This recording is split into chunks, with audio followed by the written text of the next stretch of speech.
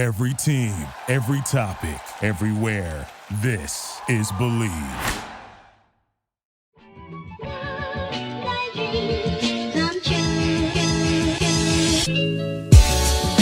Welcome into another edition of the JMU Sports News Podcast. I am Bennett Conlon. I'm joined by Jack Fitzpatrick. And Jack, we're just going to spend the next hour and a half absolutely roasting the students. As we should. I think so. As we should. But no, we got an exciting one tonight. Yeah, I think this is our weakest intro for one of our most exciting podcasts I think we've had in a long time. I mean, JMU Twitter has been set ablaze with takes from every corner of the universe. We got into some Twitter spats both on JMU Sports News Twitter, on our personal Twitters. Bennett is currently looking for the cockroach that he killed 2 episodes ago. But it's going to be a fantastic episode breaking down. I mean, I think the fan aspect of it has been played out to death on Twitter. That doesn't mean we're not going to talk about it, because I think it's definitely a lot of content for us to discuss. But a majority of this podcast, I hope, is more so what the on-the-field product was against Marshall and the coaching blunders that it seemed to have just snowballed over the last 2 weeks. Yeah, we had a specific request from Peter Mooney to talk about football.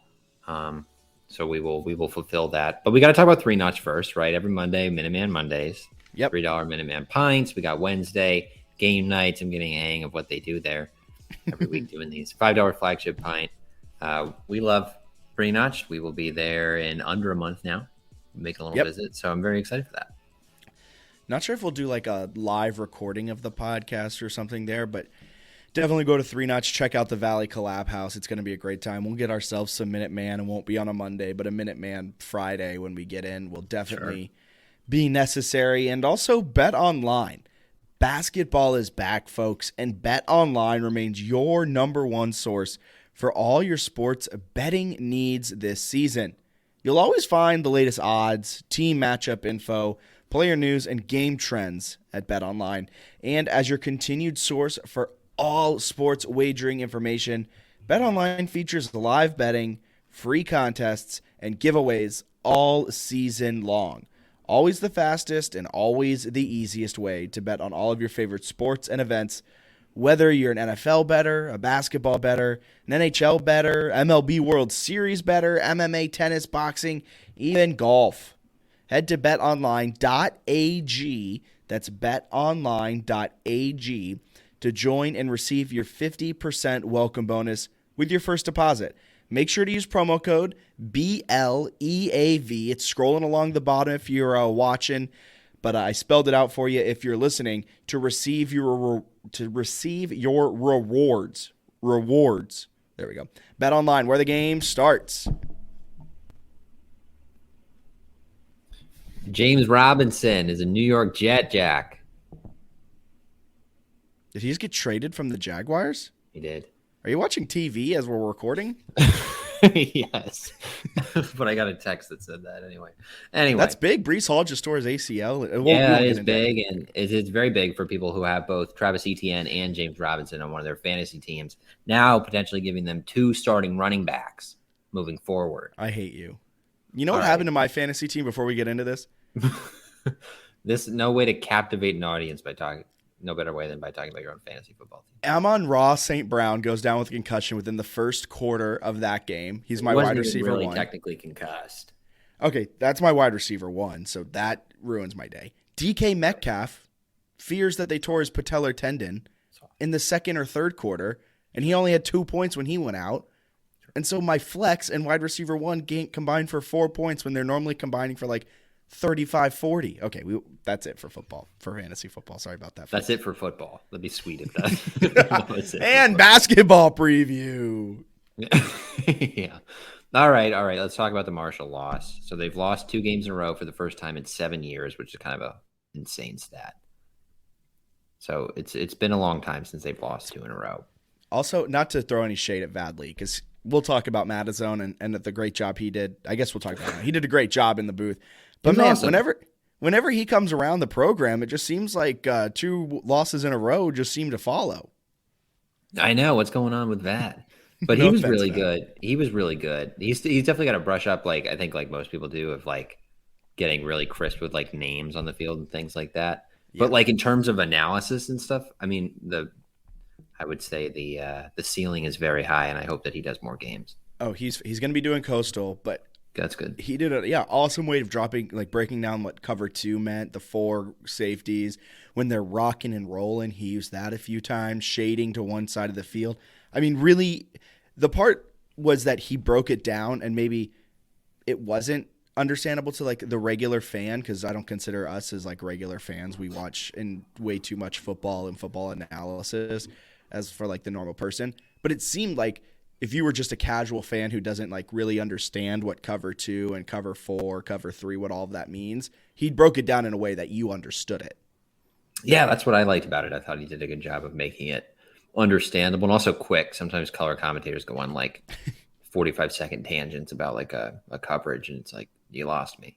But he was pretty quick. So I thought that was awesome. It's certainly one of the positives. Other than that, it was kind of hard to find some positives. So I guess we should start before kickoff, like moments before kickoff, when everyone kind of learned that Todd Centeio was not going to play, which I thought came as a very large surprise. Probably the largest shock of this college football season for JMU fans was learning that Todd Centeio wasn't going. Not only that he wasn't going, that there was no news of an injury throughout the entire week. Like there wasn't. All we've known is that he hurt his shoulder against App State, but he's played in every game since then. I don't think he ever missed. Maybe he missed 1 or 2 snaps during one of the games when he kind of got hit during there. the Texas State game briefly. Okay, so The but week other after. than that, like not much happening. Even after the Texas State game, there wasn't much of a breakdown after that. And we haven't heard necessarily anything that led us to believe that Todd Centeio wasn't going to play. And then literally, 10 minutes before kickoff, it's noted that he's not dressed.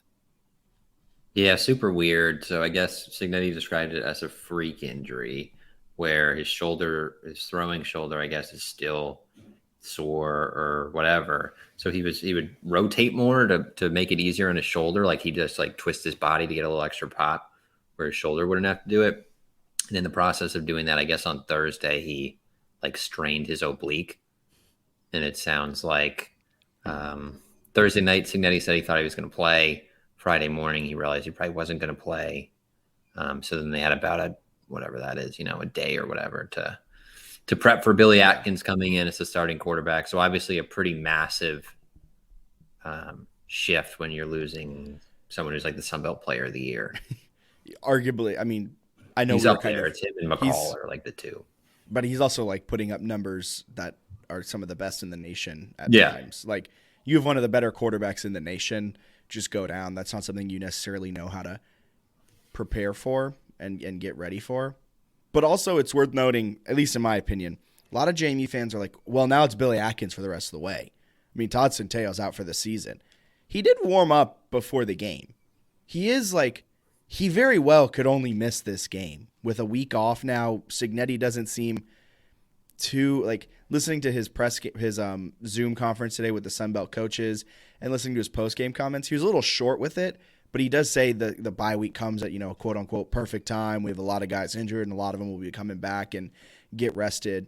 So it's worth noting that I don't think it's a foregone conclusion that my man's is out for the rest of the season. I think he tried to go on Saturday. He didn't go. And so Louisville very well could be another game time decision. Or we might know midway through the bye week that he's going. Cignetti says some things injury-wise that don't add up, though. He said after the game that he thought that some of them could have been season-ending. And then he says today that he's really optimistic about the injuries. So I guess there were some improvements overnight. We'll talk about his press conference comments in a little bit because I think they deserve their entire segment on this podcast because, man, has he changed his tune over the last 2 weeks. But I don't know what to make of the injury. So obviously if Centeio comes back, it's a big deal. Honestly, man, like the Louisville game is cool. I'd rather just have him for the 3 Sun Belt games. Like if he's not ready to go in that one and you can rest him a little more and get him ready and he can play in the 3 Sun Belt games, I feel like those are kind of the more important in terms of like, hey, maybe you can still finish atop the East. I think beating ODU would be a big deal for like rivalry purposes. They've never done that as a program. Like, I think that obviously the Louisville game would have a lot of hype and like beating an ACC team, but I think there's benefit to also just like if he's able to play in the conference games, that'd be nice. I agree with that, but I also think he's going to want to get on the field as soon as possible because he's playing for draft stock. Because he's not coming back next year. He does and I don't blame him. I would be doing the same exact thing. He doesn't care about next season. He doesn't care about building the. That sounds rude. I'm not trying to throw Todd under the bus and like be like he doesn't care about JMU. No. It's just that he has his own personal desires and wants, and if he misses another game where he thinks he could go, he might not be that happy. I don't want to read too much into body language, but I'm going to read into it just a little bit. He did seem a little upset on the sidelines in street clothes that he wasn't playing. Maybe he thought he could go. Yeah, I don't know. Obviously, we'll hopefully he can go the rest of the way. That'd be a big deal because it was an offensive slog without him. Right? They lose 26-12. Marshall's defense is awesome. Very much worth noting that. But it was a very challenging offensive performance. They went 0 of 17 on third down and 0 for 2 on fourth down. So 0 for 19 on third and fourth down. I've never seen that. Unbelievable. I've never seen that. I've never seen no conversions. I've never seen that. No, that's just insane. So it was a really tough performance. And if you're Billy Atkins, it's one of the worst possible spots to like get your first start. Like ESPN has Marshall. It's like the 4th most efficient defense in the country. They're super good. So not an ideal spot for him to get his first career start because he really has not played any meaningful snaps prior to this. Not only are you also facing one of the top defenses in the nation, you also are missing, I think it was 3 offensive linemen at one point. Like starting offensive linemen. Battered, yeah. So like there's a lot of question marks throughout it. But what sticks out to me the most is the coaching staff. Granted, they only had, let's say, 24 hours to prepare. Let's keep that in the back of our minds. But you're starting Billy Atkins on, let's say, Friday. You don't do anything to the game plan from Friday to Saturday to change it. He dropped back. He passed it 35 times. He had another 7 sacks. So 42 pass attempts were called. He had a couple rushes in there too. Not sure how many of those were called runs or if they were called passes. So let's just, for the benefit of the doubt, call it 42 pass attempts. This isn't shade at Atkins. This is shade at the coaching staff. Your running backs were averaging 4.4 yards per rush. Percy was averaging nearly 5 yards per rush. Why did you drop back 42 times in a game that was one possession against one of the better secondaries in the nation?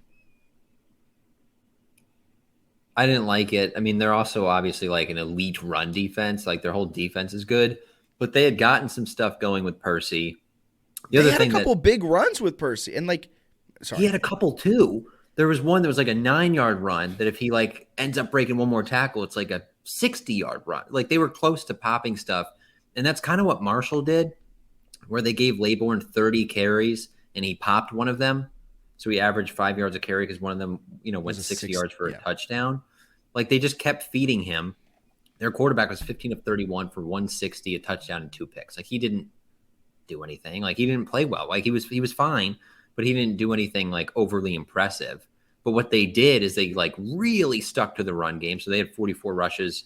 Obviously, if you're leading in the fourth quarter, it's a little easier to do that. But 44 rushes to 31 passes where JMU had a much more even split.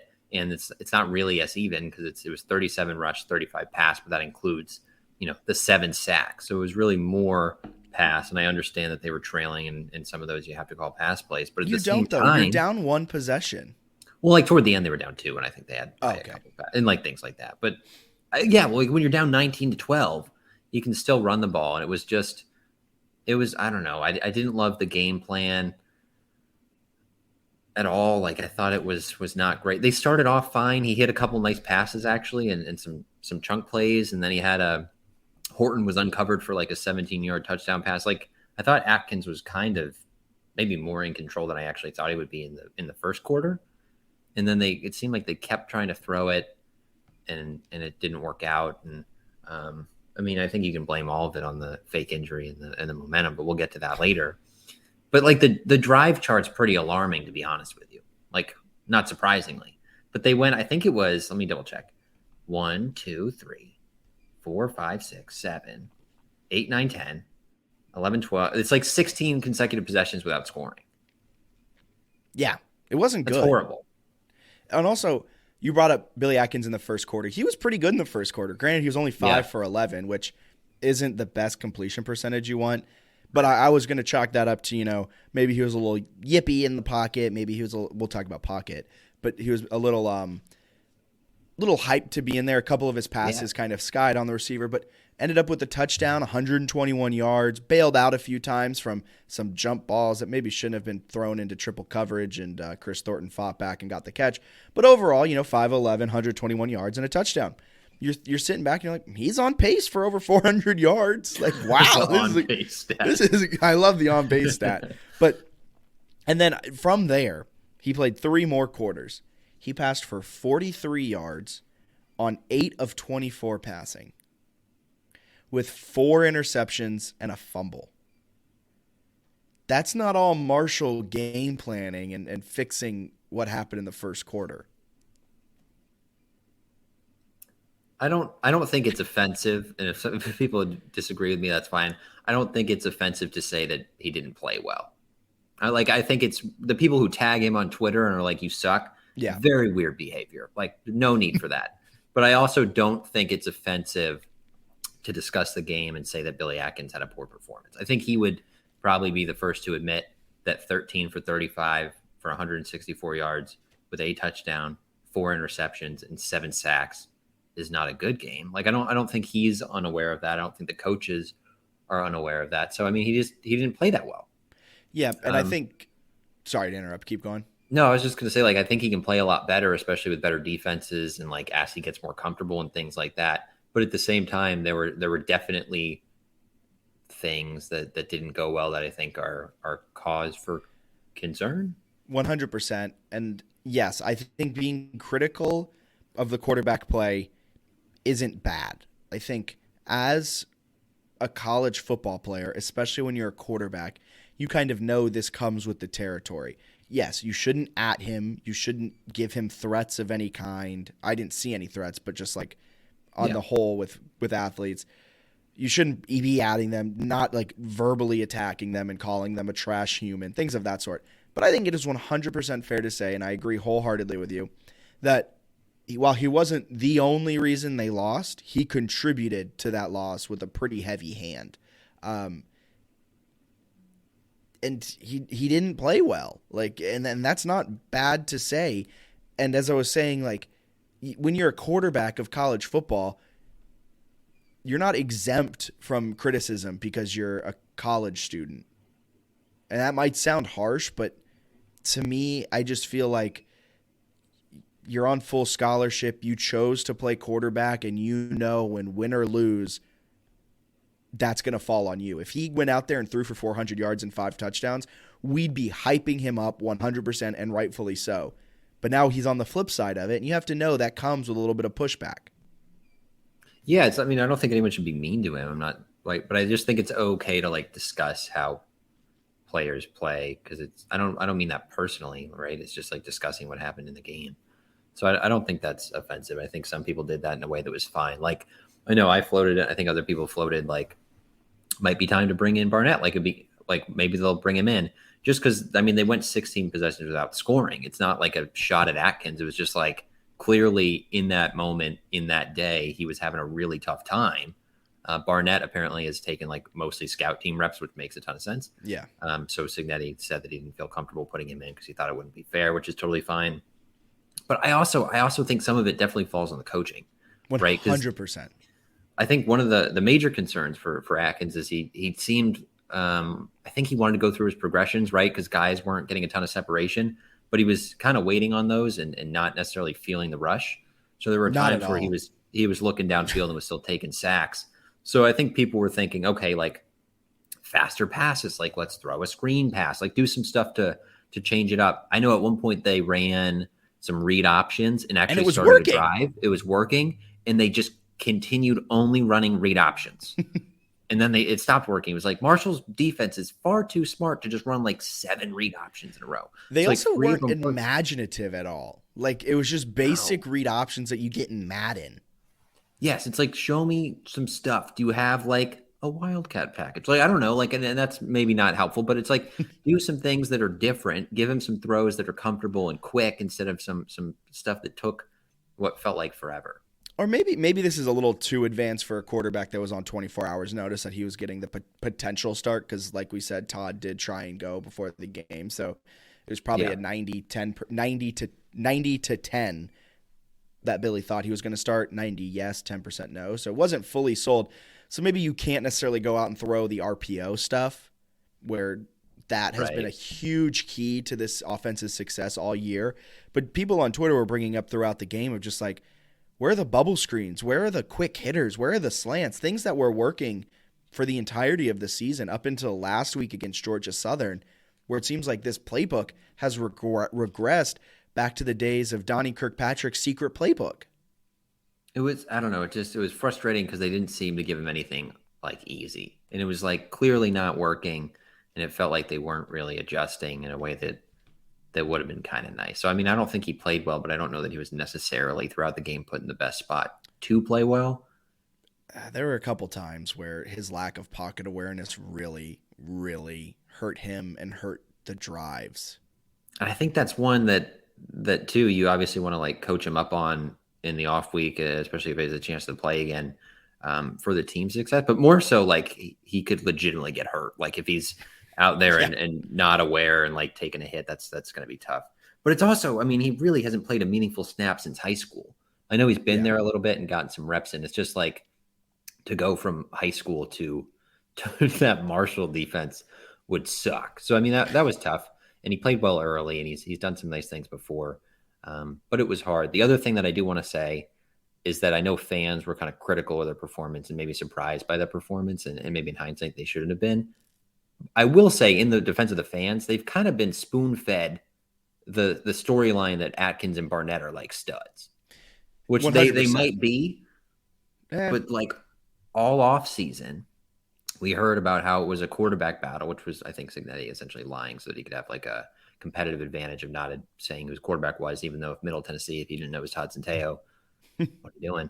But like, I don't know. I think that's probably why he did that, but we were told that it was kind of tight all off season. Yeah. And there was a 3-man race up until like 2 weeks before the season started. I swear.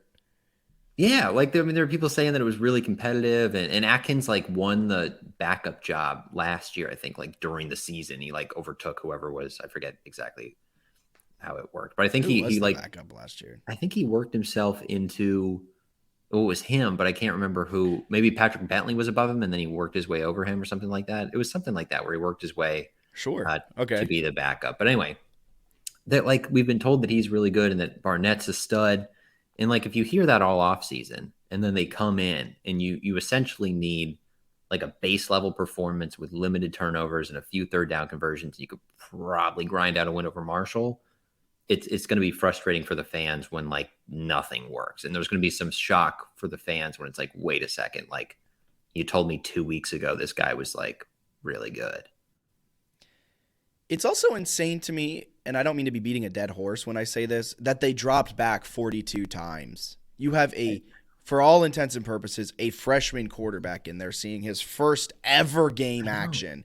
And you're saying, you're going to drop back 47 times against one of the best defenses in the nation when you have one of the best rushing attacks in the Sun Belt. And in this game, they're averaging 4.4 yards per rush. Percy's averaging 4.8 yards per rush. They're not really getting into the backfield all that often for negative plays. So most of your rushes are positive. Like, I just don't get that part of it. Like, why? What changed? This is a team that scored 40-plus points in 4 of the first 5 games this season. It scored 38 points against Georgia Southern in a loss. Granted, there were some issues last week with Georgia Southern, but what's happened with this offense? And maybe it's 1 week, maybe it's recency bias, maybe it's kind of both last week and this week put together, but it just seems like this offense hit neutral and tried to coast for a little bit. And it's not like this isn't the FCS. The coaching staff can't be putting it in neutral. It was weird. And then so I know some people compared it to like Vad getting hurt and Shore coming in, but it felt a little bit to me more like when Shore got hurt in the championship season against Villanova, he like broke his collarbone and Cole Johnson came in. So I pulled up the stats because Villanova had one of the best defenses in the conference that year. Cole Johnson comes in, they end up winning the game 20-7. Johnson was 5 for 12 for 43 yards and 2 picks. Like he was not good. But that's also how you should handle a quarterback who hasn't gotten a lot of action. Khalid Abdullah had 33 carries. Yeah, that's 100% how you should handle this. There's no reason why Percy only had 20. Also, what happened to Kaylon Black? I was told he was back. He must still be on a pitch count, man. Because when he had 3 catches for 20 yards and looked extremely explosive, if he wasn't on a pitch count, that was like egregious game management because he was clearly. But also, like, why don't we know this? Yeah, there's a lack of like general injury news that's released that's like phenomenally frustrating from a fan standpoint. So that's another thing. But I'll also say for the Billy Atkins camp, like Cole Johnson struggled a lot like throughout the parts of his career, and then went off and had one of the best seasons like in program history. I'm not saying Billy Atkins is going to do that, but I know there are also some people who are like, yeah, Billy Atkins is not it. And it's like, well, let's see a little more before. Like, I still think they're bringing in a transfer in the offseason, and maybe it doesn't work out. But I think it's way premature to say, like, he's not going to be good when his first career start came against the best defense in the conference. That's all right. That's fair. I'm not saying that it was like a great performance because it wasn't, but I think that some people are prematurely being like, the other thing too is like, I don't know that Barnett coming in with even less experience would actually be better. People love like the idea of backup quarterbacks. I think like if Centeio can't go, I think JMU just needs to really run the ball and give their quarterbacks some easy passes to help them, work their way through the season. I'll also say this, while Billy Atkins' first real game action since high school was terrible, I don't think it's all on him. I think the coaching staff severely failed him by not giving him easy passes, rhythm passes, and by not letting the rushing attack rush for 40-plus attempts. Like I think this is more on coaching than it is on Billy. Billy didn't play well. He has a lack of pocket awareness. He has a lot of things he's going to have to work on. I don't know him as a kid, as a person. I imagine he probably would be the first to tell you that there's a lot of stuff, though, that he needs to work on, just knowing quarterbacks. There's a lot of stuff he has to work on. But it's the coaching staff, I think, that needs to work on some things even bigger to try and help him if Todd Centeio can't go. If not, that offense works well. That offense probably wins the Marshall game. The Todd Centeio offense? If the offense they just ran against Marshall, if you put Todd Centeio in, they win by probably 2 scores. Yeah, I think they would have won with Centeio, which is another reason kind of why it's I guess, why I don't get on the fans too much for being surprised at the struggles, right? Because I heard that Billy Atkins almost beat him out. Right, that's up until the week before kickoff, I was told it was a competition. And I don't know, like part of me is almost interested to see Atkins play again because I feel like they could give him a significantly better game plan. Like it was frustrating when it was like, okay, he hasn't played in 3 years. Like I think the pocket awareness against a way better pass rush is pretty rusty. Like you got to give the guy quick passes. Like, I don't know. It just felt like they had passes where it was like, he's going to his third read and you're going to get him murdered because the offensive line is like really banged up, especially by the end of the game. Yeah. Well, moving on from the offensive side of the ball, I do want to just have a quick shout out to the defense. If you want to talk about them a little bit more, yeah, the final score was 26 points, but for a majority of that game, they were holding Marshall down big time, 19 points. 2 of those points came by way of blocked special teams, blocked extra point, which we'll talk about in Signetti excuses. But this defense is good. They came back after Georgia Southern, and I got to commend them for that. I was really harsh on this secondary. Marshall's offense isn't one that's going to, be prolific in the passing game. But outside of a 60-yard rush, they held their own, and they continued to do what they do, which is stop up the rushing holes, and they gave the offense the opportunities it needed time and time again, and the offense just couldn't come through. That's not on the defense. The defense did everything in their power to win that game, and I just got to shout them out and say they did fantastic. I think if Centeio played, it was kind of the game script we expected, right? It was like a grinded out game where JMU still wins by like 2 scores because they have more explosive playmakers. They just didn't happen to have one of the best, most experienced players in the Sun Belt. So, I mean, that's obviously very tough. Like, I think what is Centeio? He's probably like 24. Like, and Atkins is maybe 20. Like, that's a pretty huge difference in terms of like years playing college football and like body development and all this stuff. So it was a tough spot for JMU, but yeah, the defense kept them in the game and they probably could have won. And honestly, man, they also got like bludgeoned in the special teams department again. They should have given up a punt return for a touchdown, and Tate Beaver had like a really nice tackle to save it. But they like field position, they were getting crushed. And some of that is they couldn't, they had, it was like 11 3-and-outs or something. But I don't know. Field position was tough, and it's obviously complimentary. But the defense was sort of had its back against the wall, it felt like, the entire game. Bro, what are these special teams? What's going on with the special teams? Special teams are not looking great. Moment of silence for the special teams. Oh, here's a question. Do you know how many combined? Way to interrupt my moment of silence. Do you know how many combined first downs there were? 5. 5. Both teams. 6. 22. 12 to 10. I've never seen that. Weren't there combined 27 punts? I think it was 24 or something. Yeah, 24. Insane. Each team had 12 punts. Insanity. Oh man, that's so bad. But yeah, defense is good. Shout out them. They were put into a position to fail, and they didn't fail. They came up big time and time again. I'm excited for the future of this defense. Man, can they recruit defensive players? Now they got some guys. This part of the podcast. Hell yes. We talked about it, and the reason I say, man, can they recruit defensive players? Apparently, Cignetti hasn't been recruiting offensive depth, and I'm not throwing shade at the offensive depth at all. These are words coming from the Kurt Cignetti, the head man. He doesn't think this team has the depth to compete at the FBS level. But just 3 weeks ago, when the Dukes were 5-0, nay, 4-0, going into that game to become 5-0 on national television, depth wasn't a problem. Depth was a strength of this team. This team was rolling through FBS competition, and it was no problem. They were prepared for this. It was no issue. Oh, but now that they've dropped 2 in a row and injuries are starting to come, now depth is an issue. Now this is an excuse we can fall back on. I'm not trying to be rude. I kind of am trying to be rude here.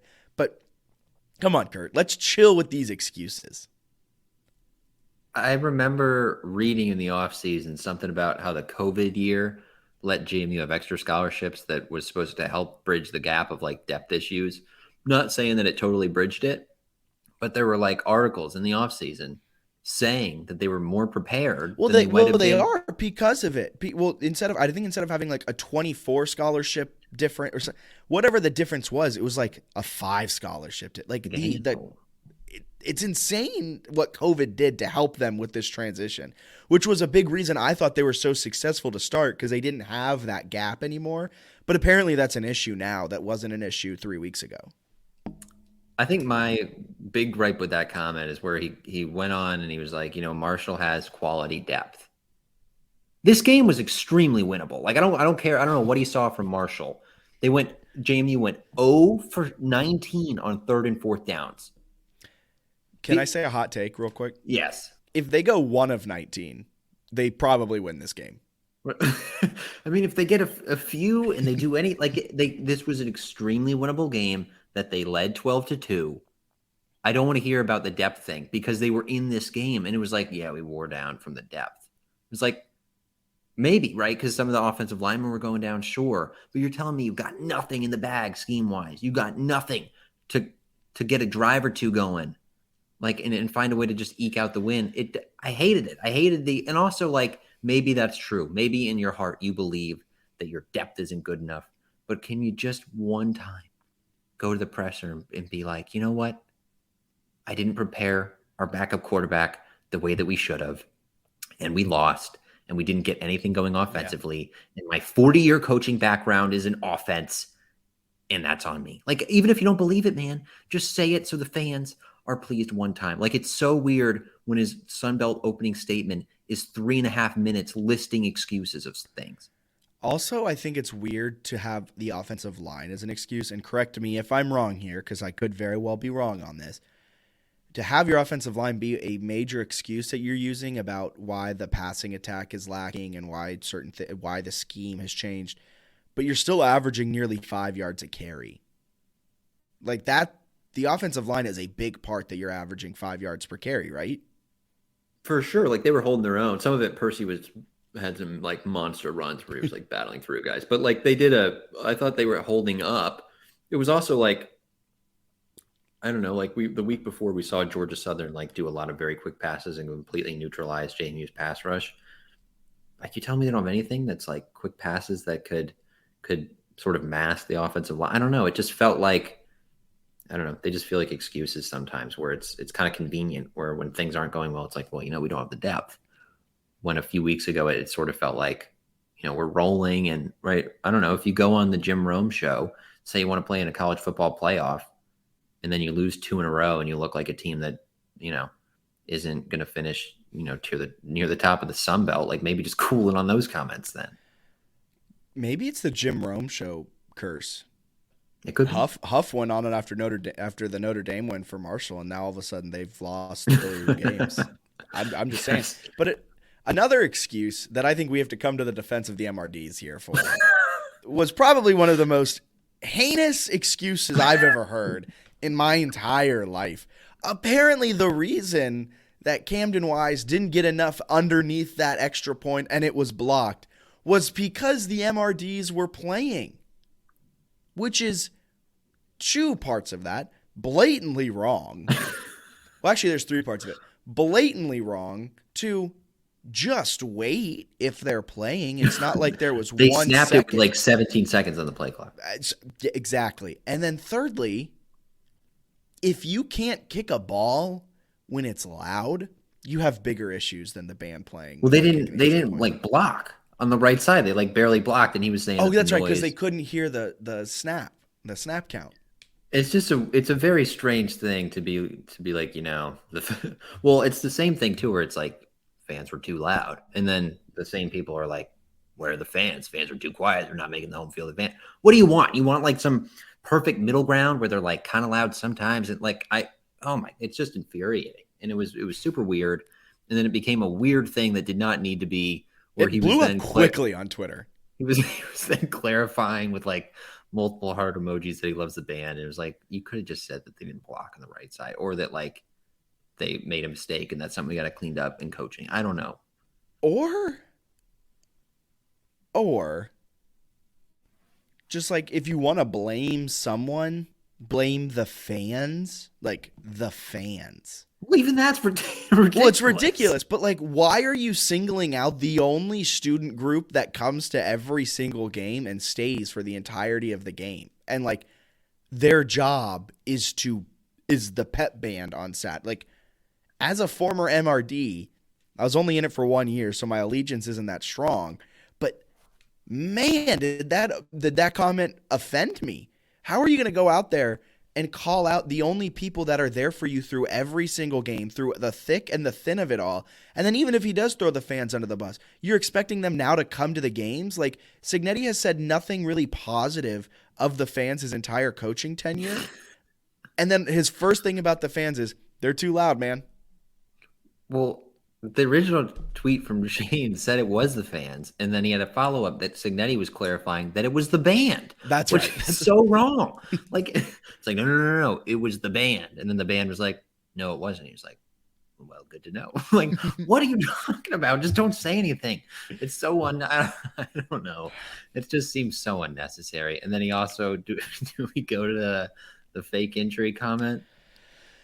Yeah, I'll take off this lower third. We'll go back to excuses. No more in defense. MRDs, I just want to shout out the MRDs. Thank you for all you do. You guys are fun. I remember the New Hampshire playoff game in 2018, something like that. It was Thanksgiving week. There's 12,000 fans in the stands. and the marching band was so loud, not by playing, but by cheering, that the refs had to stop the game and tell them to be quiet. And I've honestly never heard Bridgeforth louder than 12,000 fans defending the MRDs. And I kind of hope that that's what the fans do next home game when JMU has the ball. It was just very weird. But no, so he's going on this thing talking about why they lost to Marshall, which is essentially just a list of excuses. I don't know if he had a notepad or something, but the one is like, this was also circulating on Twitter, and the player did fake the injury. Oh, it was very clear in the moment. Fantastic. It was amazing. So they've got JMU had a 2nd and 16, and they ran for 15 yards. They have a 3rd and 1, like near midfield. They're running up. Marshall has 12 guys in the field, and a defensive lineman just collapses. And they go over like he's injured, and they show the replay. He's standing perfectly fine, sees his 12th man like sprinting his little butt to the sideline and just falls over. So like clearly faking it. And Signetti mentioned it, which I thought was funny on the little Sunbelt thing.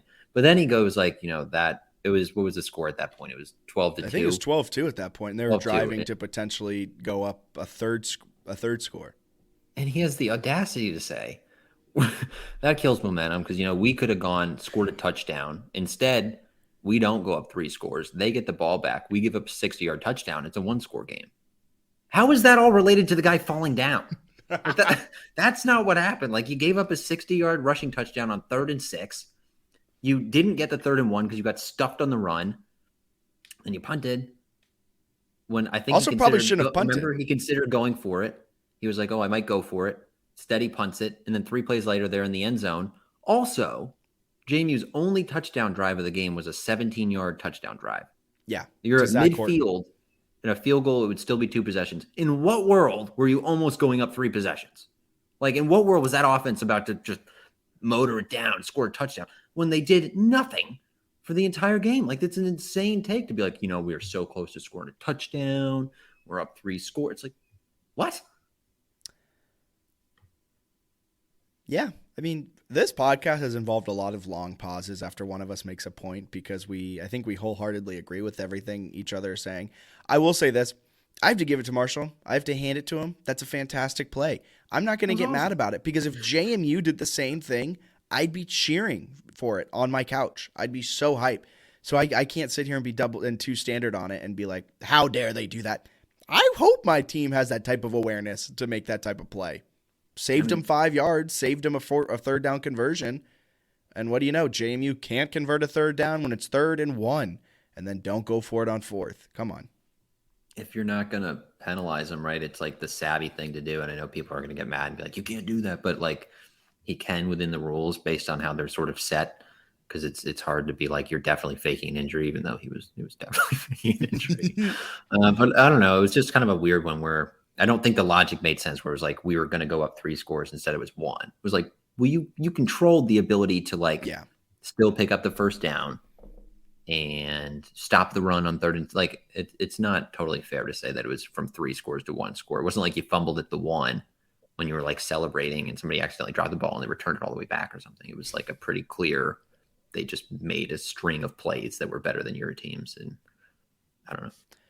The other excuse that got me riled up, I think, the most out of all of them, outside the MRD one, he said, Marshall's only played 1 game in the last 20 days. Yeah, that's how bye weeks work in this part of the schedule. Like, I don't get why he's using that as an, like, is he mad at the schedule makers at the Sun Belt? Like, what's that excuse? So they played, so between like October 1st and October 22nd, Marshall had played 1 game and JMU had played 2 games. Oh, all right. It was so weird. I don't know. Okay. Like, if you're going to lose every time that happens, man, that sucks. You think Louisville's going to say that? JMU's coming in off of a bye week, their 2nd bye week of the season. What are we supposed to Satterfield in his press conference? You can't fire me. They had a 2nd bye. What do you want me to do, man? In the last 2 weeks, they only played 1 game. I don't know. It was just like a huge string. Like, if it's also fine, like if you think all those things, just don't say them. It's also fine they lost. Yes, you're 5-2. Everyone's pleased with what's going on for the most part. Like things are happy. One of the losses with your backup quarterback, no one's mad. Just I don't know. Just be like, hey, like We're it just didn't kind of work upset. out. We're just kind of upset at the play calling. Just seems like it's got a little stagnant over the last 2 weeks. It seems like a little bit of questionable decision making when it comes to, having your backup quarterback in and you decide to throw 42 passes and not really give him the opportunities he needs to succeed. I'm mostly just curious about that. I'm not really mad about losing the game. I mean, it's a bummer they lost on homecoming, but all right. I'm just mad about how they lost and the reaction to it after they lost.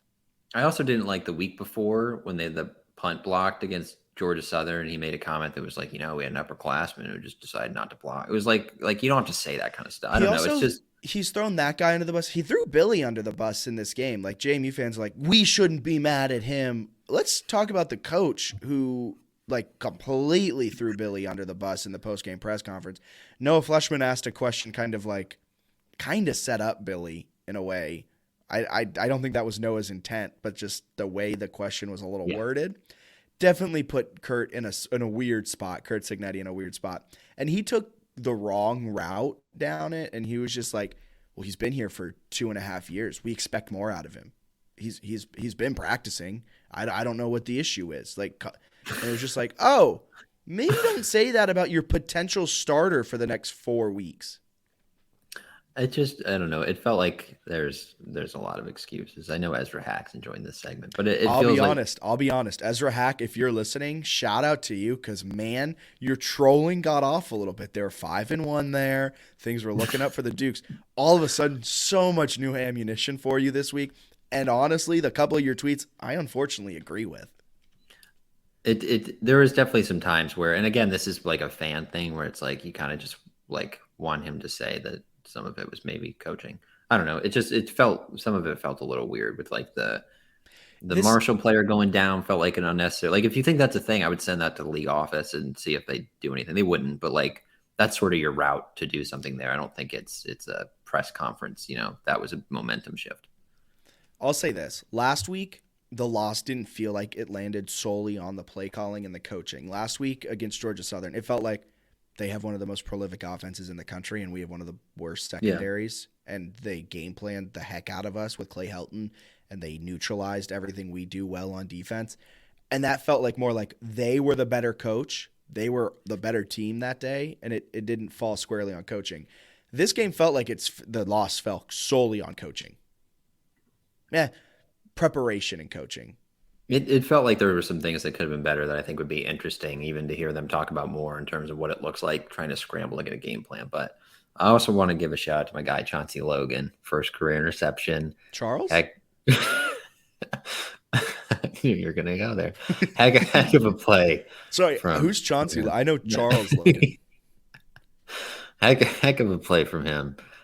So that was Chauncey's cool. Good. Chauncey's going to turn into a star. Chauncey's a solid CB1. Nice little bounce back from the secondary. I know it was like a significantly easier opponent, but to have them like make sure that it looked like that still, I thought was nice. So there's some things there that I like. There's some things that are pretty exciting, but at the same time, I wish they had won the game, and I wish that there was maybe some different comments after the game.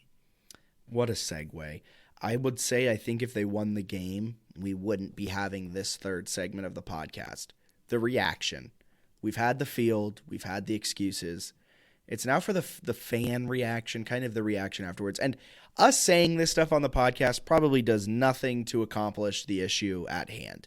The issue at hand, to me, and correct me if I'm wrong, is an overarching college football issue. The question is, how do you get students to stay at football games for 4 hours on a Saturday, and then when it's at JMU, a Saturday that was beautiful, and I guarantee you there was 15 darties going on, all with kegs flowing with not hour lines to wait for them. It seemed like a particularly bad game day experience day. Like people took forever to 26,000 people in the stadium. But that wasn't a surprise.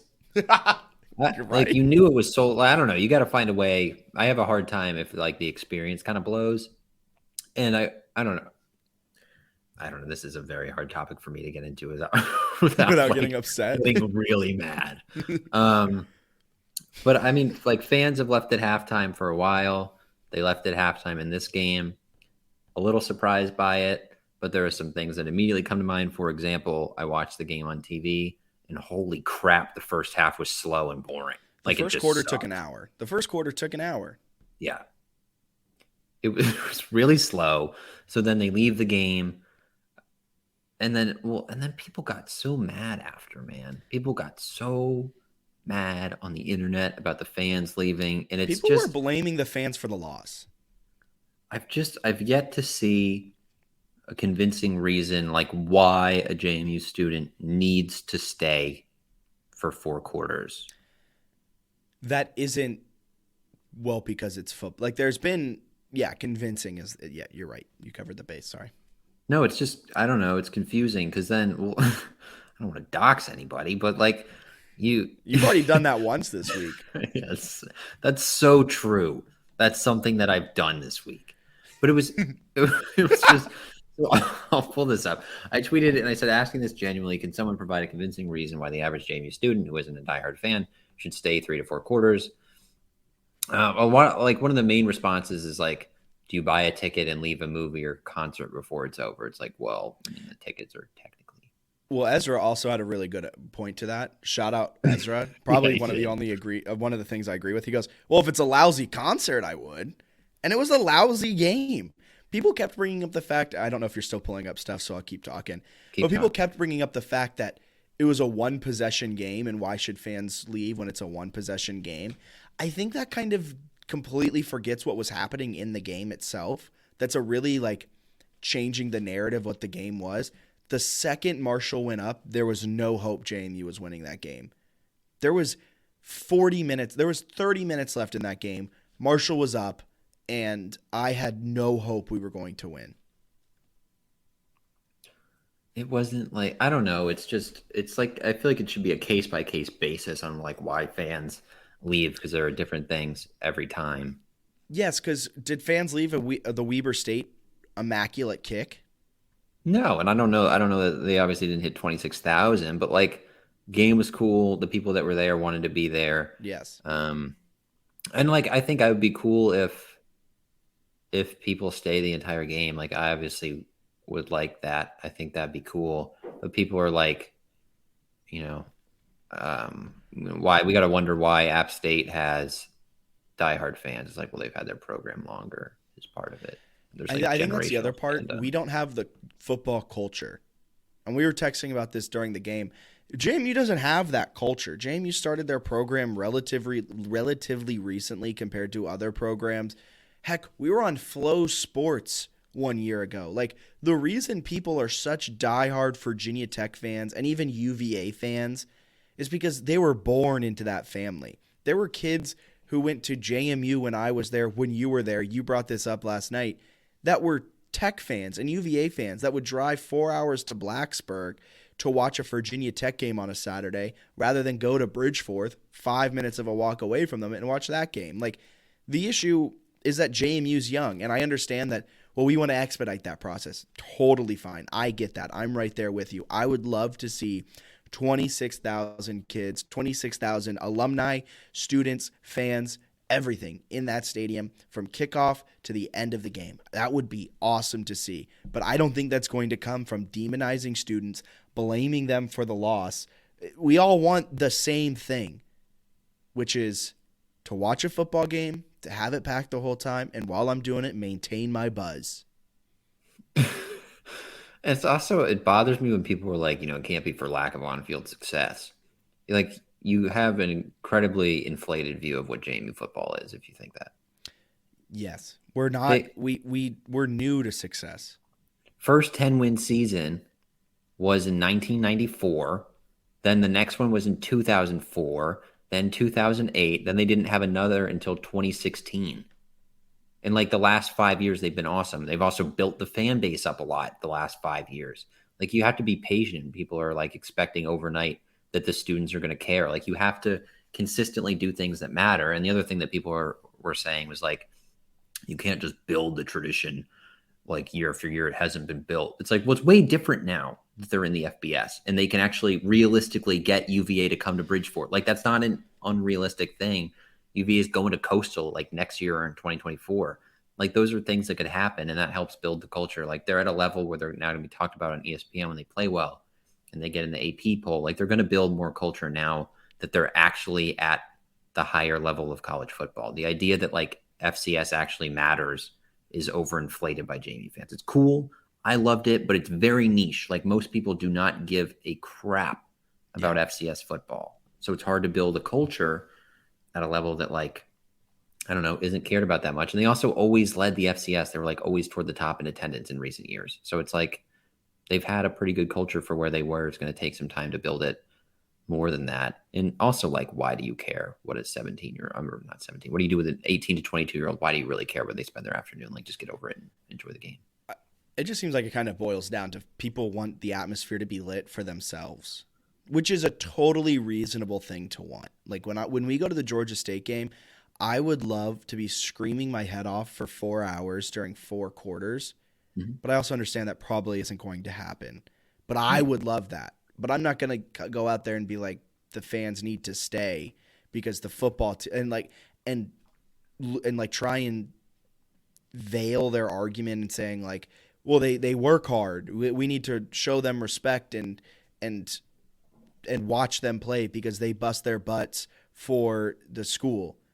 No one does that and this is the point you brought up on Twitter. It was just like, I doxed her. Yeah, exactly. But no one does that for women's soccer. No one does that for field hockey. No one does that really for, and when I say no one, I mean like a passionate student fan. Like the volleyball isn't setting attendance records once a season. Like people aren't going in droves to the Forbes Center to watch the latest theater production.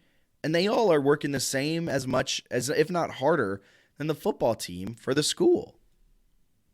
Why is like, if you're going to say for to support the athletes, why don't you clamor for everyone to go to baseball games, which are like almost entirely empty, right? Like that's not the actual argument that anyone's making. The real reason they like it is because they go to football games. They like it when the football game atmosphere is cool. But nobody wants to say that because no, it's school spirit. It's for school spirit. This is the reason I want this is for school spirit. It's like, well, what about all the other events that would also be school spirit? I don't know. It's just weird. I think it's kind of a ridiculous argument and a waste of many people's time. But, that's how we do it. The other thing, I was just going to say that I don't love the blaming of the students because this is the current culture that JMU has. And if you want to point fingers to anyone, what is the athletic department? What is the game day staff doing to make people want to stay? Exactly. Like they had a huge 1 hour line. You barely can get a beer. The beers are all on the opposite side of the student section. So it's like a long trek to even get over there. And then you wait in line forever. Yeah. So like fix that.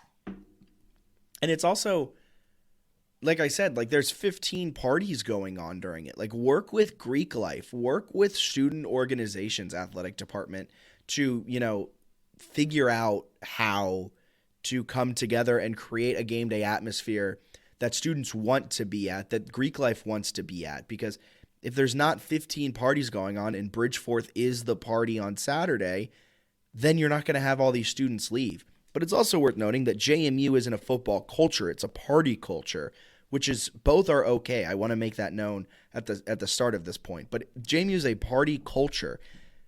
You have to get it. And people were like, well, why'd they claim a ticket if they weren't going to stay for the entire game? Well, you need a ticket to get into the tailgating, like the student tailgating section. At least you did my senior year. I don't know if they've revised that rule, but my senior year, you needed a valid game day ticket to get into the tailgating. And that's where people care about this. I mean, before you had that rule at Upper Convo, you had thousands of kids there and only 50% were going to the game. The point of a Saturday is to go out and day drink. And I think someone on Twitter said, people really overestimate their day drinking skills. And it's not wrong. You have a 2-hour tailgate and then a 4-hour game. I'm not making it through that. I understand my limits, but when you're 18, 19, you don't understand that. And then not only that, you then can't buy beer when you get in because you're not legal. Right. It's just, I don't know, like they want to have an enjoyable experience. And the culture is that like you go with your friends until halftime. Then maybe if the game's crazy and like we're staying for you, stay. Otherwise, you leave. So people are always like, why would you get a ticket if you can't suck it up and stay 4 quarters? Like, that's a weird logic to have. Like, wouldn't you want to pitch reasons why it's fun for the student to stay instead of being like, what are you a coward who can't stay 4 quarters? You stupid millennial with your dumb attention span. Like, oh, now I want to stay. Thanks, old man. I don't know. It's all very negative. And I wish JMU had like maybe even a more advanced like reward system, because I know some other schools have that. And some people have been It's saying that if like you check out and it's at the end of the game, and the more you do it, you get higher up on priority and all that. And I think that's a fantastic idea. I think there's so many ways that you can adjust the game day experience to make it better. First and foremost, make Wi-Fi available in the stadium. That would be helpful. Then reward the 4 quarters. Make the the line to get in, not an hour. The line to get beer, not an hour. The line for a bathroom, not 10, 15 minutes. Like, it's just better to watch the game. And like I said, I don't think this is a JMU problem. This is a college football, if not a football as a whole issue that the NFL is dealing with too, is that attendance numbers are down because it's better to watch a game on TV. Because during those extended periods of no action happening on the field, you're watching 15 different replays of the angle of what just happened. And at home, that's so much better than in stadium. To me, it's just like there needs to be accountability from JMU to fix it, from the athletic department, from marketing, from all of those places to fix this. But at the end of the day, what I'm afraid of is that they sold it out. They see that they're able to post that 26,000 people came graphic, and that's it for them. They're getting the people through the door. What's it matter if they stay? Right. And it's also, I wish there was a little more like appreciation for the fact they did set like the attendance record. Like, there's still obviously an interest there, and it was pretty cool in the first half with all those people there, and obviously you want them to stay, but I think it's like baby steps, right? The attendance records are pretty darn good start to get there. I know some of the football players were frustrated because they notice when people leave. I get that. But I don't think you should yell at the students. I think the athletic department essentially needs to do something to make them stay. Also, maybe a hot take. 2 hot takes back to back. I'm going to hit you with them. I think if this was the Georgia Southern game, fans aren't leaving. Mm-hmm. Because I think, like you said, it's a case-by-case basis. I think each game matters. Weber State, they didn't leave most of the playoff games. They did not leave when we were down in the FCS. Like, when it's a good game, fans don't leave. Fans aren't used to, for cultural reasons, good regular season games. And also, I get Harry O'Kelly and Kelvin Azanama, 2 former JMU players. I asked them, does it really matter that fans leave at halftime? And both of them brought up some solid points. Harry O'Kelly gave a really good answer of just like, when you're walking out of the locker room after halftime and you see the student section empty, it's disheartening because you look there and you see it. That makes total sense. I will put a little bit of the onus then back on the football team. You kind of have to do something to get people involved. Make the students feel like they're part of the team. That's the other thing. Yeah, it's like, I don't know. Like, I remember Matt Brady would always make like visits to dorms or classes or whatever. Yeah. Not that he's like the star of getting students in stands or anything. But like, there was just he did live in Charlottesville, so he really rile up the Harrisonburg community. And then like, I think even Rowe would try to do that. I don't know. It's like, there's got to be something from the coaches and the players to like, say that you care, if right? If they want that. If they want it. Yeah. I think that's important too. So, and it's the other thing too, is I think it's fun when we float ideas and other fans float ideas at the same time. Like, I'm sure there's research and best practices that like the athletic department knows or can get. And like, I feel like it kind of falls on them a lot to like, hey, let's try some things and see if they work, whether it's, they're doing like a documentary on the football team. Like, the video staff's sweet. I'm sure they could put some videos together of like encouraging people to stay and things like that. I don't know. Just like show some creativity, show some stuff that makes people want to stay. Couldn't have said it better myself, Bennett. Yeah, well, that's how it goes sometimes. Anything else you want to add? No, I probably got to get back to docking people soon. So we did have a few quick questions I'm going to put. The Sun Belt pick 'em. I don't think they were necessarily all that in depth. We did have one from Patrick John McGrath at Feel the McGrath. Do you guys find the general hysteria over losing 2 games and students leaving early to be hilarious like I do? I'm still a huge fan and sad about the losses, but isn't this all just so funny? They're literally college kids playing a game. I do kind of find the hysteria a little bit. I mean, we were part of the hysteria for what it's worth. Like we weren't excluded from this. We definitely were part of this fueling the fire. Oh yeah. Both of us heavily. I think at the end of the day, what fires me up the most about this is we all want the same thing, right? It's just we're like, why are you going about it that way? And they're over talking back at us. Why are you going about it that way? I think at the end of the day, we can all agree the MRDs are the best part of any Saturday, and Kurt Signetti better lay off the Marching Royal Dukes. All right, I got that out of my system. I'm glad you did. I was worried you wouldn't for a second. Paul Cottrell, the two-parter. So this one will be a little bit long of a read. So podcast listeners and listeners to the live stream right now, buckle up. Maybe you could talk about how important it is for our fans who are legitimately disappointed to act like adults and channel our frustrations in a positive way through loud and consistent support for our student athletes. Ezra Hack, all Ezra, comes from the top rope. Yes.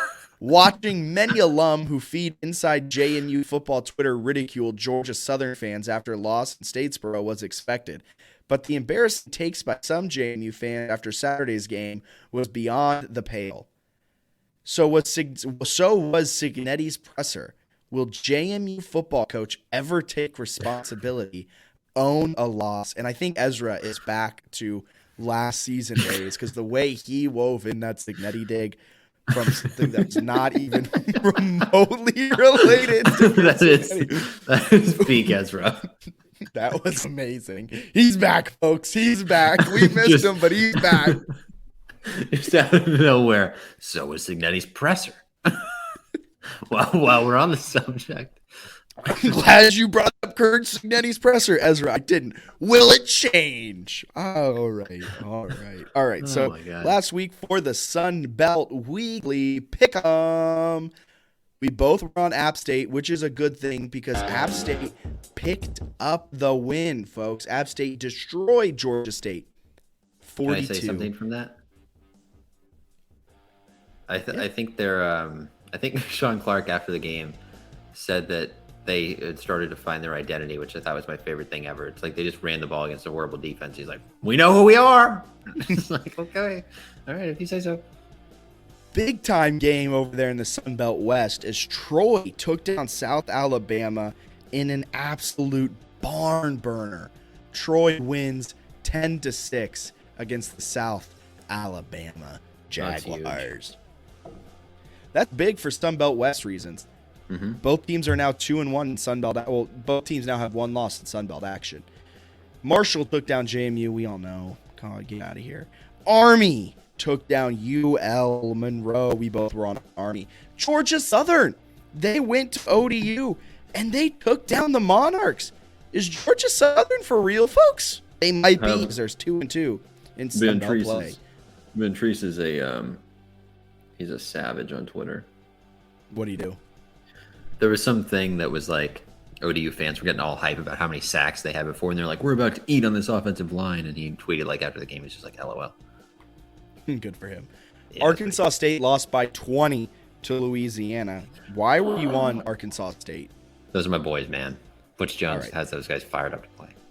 We both were on Southern Miss, so that leaves us both with a 2-loss week. We're keeping pace with each other right now. Are you ready for this week? I'm always ready. All right, so this week, kicking things off on a Thursday, Louisiana takes on Southern Miss. Southern Miss is a 1-point favorite. Southern Miss, I think, if Troy wasn't as good as Troy was, I think Southern Miss would be the pretty obvious favorite in the West. They're a team that many people say are dogs. They're just filled with dogs. So I like them to win that one. Specifically Frank Gore Jr. Old Dominion. This is a shocker of a game. Heads down to Georgia State. Georgia State's a 4-point favorite. Yeah, that line is fascinating to me. It seems a little fishy. I'll take Georgia State because of that. All right, I'm taking ODU because I don't think Georgia State's that good. No, and they're ODU, not. While they've lost a few games here, they're 3-4, but 2-1 in Sun Belt. They've taken down Coastal. They hung tough with Georgia Southern last week. I think their offense is finding its rhythm, which is unfortunate news for JMU, who plays them in 3 weeks. Robert Morris. Do you remember Robert Morris? Remember when we were like, oh, they're pretty good. They're actually They play pretty good. App State. Who do you have? They're 0-7 this year. I like App State in this game. Upset of the century. I'm giving Robert Morris the chance to just keep his App State all day. South Alabama, Arkansas State. South Alabama, 12.5-point favorite. Arkansas State, now widely regarded as one of the worst teams in the nation. I like South Alabama. I like South Alabama too. I'm glad you're on the Jaguar hype train. And a fantastic game, if you ask me. Coastal takes on Marshall, 7 p.m. NFL Network on Saturday. Marshall, a 2-point favorite. The total is set at 55.5. Marshall kind of needs this game if they want to stay in pace for the Sun Belt East. And I'll also say, if you're a JMU fan, you might want to be rooting for Marshall in this game, because I think Marshall will probably drop one more throughout this season.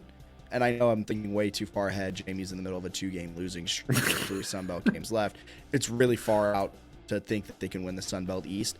But maybe you want Marshall to win, knock Coastal down to 2 losses, and then you hope Marshall loses another. Who do you got? Coastal is a gigantic fraud. I like Marshall in this spot. I think it's actually a shame how much of a fraud Coastal is. It's embarrassing. They might not win another game the rest of the way. That's insane. They'll beat UVA. They might not win another Sun Belt game the rest of the way. That's insane, because I'm going Coastal in this game. I know they're a fraud. Look, Marshall's a bigger fraud.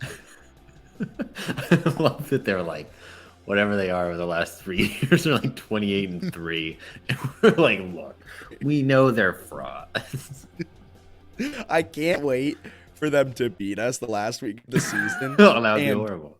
And Coastal fans to dig up our podcast clips, because you know Coastal fans will and be like, these are the stupid doo-doo heads that called us frauds. Like, it'll be something ridiculous, but they are frauds. So. All right. Anything else you got to add? No. We'll be back next week with a men's basketball, women's basketball preview. Exciting stuff. It's the bye week, so not a lot to break down. We'll do basketball preview and probably a bit of a I guess next week would be a Louisville preview. So basketball instead of review and whatever. However we do it, we'll do it. Basketball coming up next. Maybe a special guest in there. Maybe try and get someone to talk about the Dukes. We'll put our ears to the phones and try and get someone for you all. But we'll see what happens. Anything else you want to add? No, just looking forward to the opportunity to have every opportunity and every chance. All right, the standard is the standard. As Steve Sarkisian would say, the standard is the standard, but when we reach the standard, we got to make a new standard, folks. This has been the JMU Sports News Podcast presented by Bet Online and 3 Notch. Y'all have a wonderful rest of your night. See ya.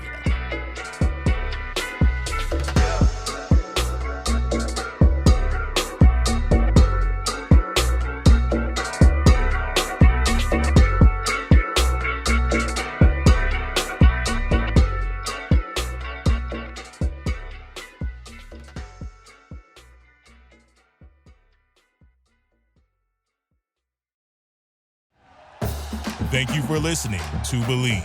You can show support to your host by subscribing to the show and giving us a 5-star rating on your preferred platform.